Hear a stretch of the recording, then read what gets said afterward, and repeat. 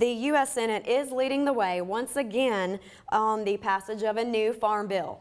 Amy, less than a week after it passed the Senate Agriculture Committee, the full Senate began work Monday on its version of the 2013 Farm Bill. The Senate voted 70-26 Tuesday to keep a 0.5% annual cut in the food stamps program known as SNAP. The woman leading consideration of the Farm Bill is Senator Debbie Stabenow, a Democrat from Michigan. She is the chairwoman of the Senate Agriculture Committee. Friday, she came to Cleveland, Mississippi to deliver the keynote address at the 78th annual meeting of the Delta Council. We've got to get it all the way across the finish line this year. I commend our House colleagues for getting their bill out of committee this week as well. Both bills are bipartisan. It's time to have them taken up, not only in the Senate, which we're doing, but in the House, and get it done. U.S. Senator Debbie Stabenow was referring Friday to the proposed 2013 Farm Bill.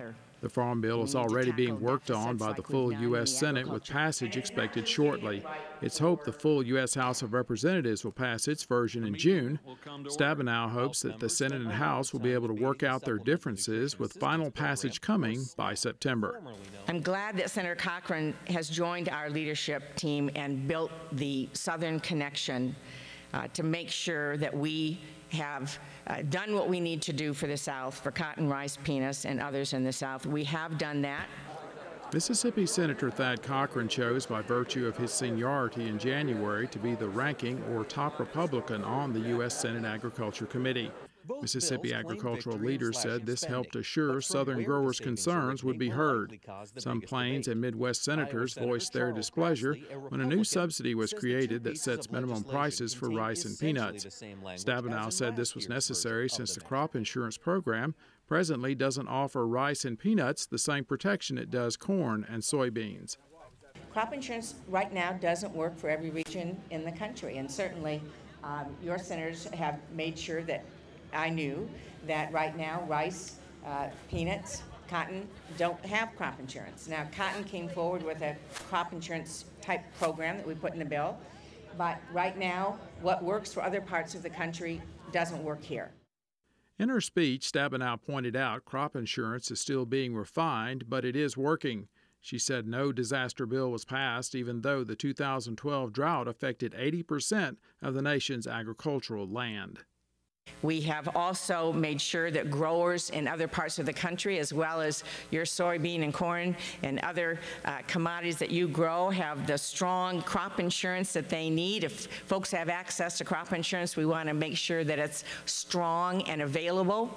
It's interesting with the droughts across the country and everything that happened last year, we didn't pass an agriculture disaster bill because crop insurance actually worked for the folks that had it.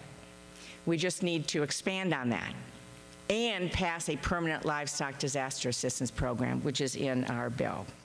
As it passed out of the Ag Committee, the Senate Farm Bill saves $23 billion over 10 years, with $4 billion of that coming from the food stamp program known as SNAP. The House Farm Bill cuts $20.5 billion from SNAP. Stabenow says the Senate's approach towards SNAP was one of cutting waste and fraud. SNAP funding will likely be a sticking point between the Senate and the House.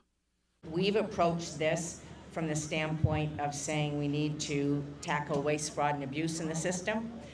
We shouldn't have anybody getting assistance that shouldn't be getting it. On the other hand, if somebody needs some temporary help, it ought to be there. And so the House took an approach that really does overall cut nutrition services that are available. And for me personally, will be a big point of contention in the conference. And once again, Stabenow hopes that the Senate Farm Bill will be passed shortly. The House bill will hopefully be passed in June. Stabenow says she hopes the two will work out their differences and full passage of the bill will take place by September.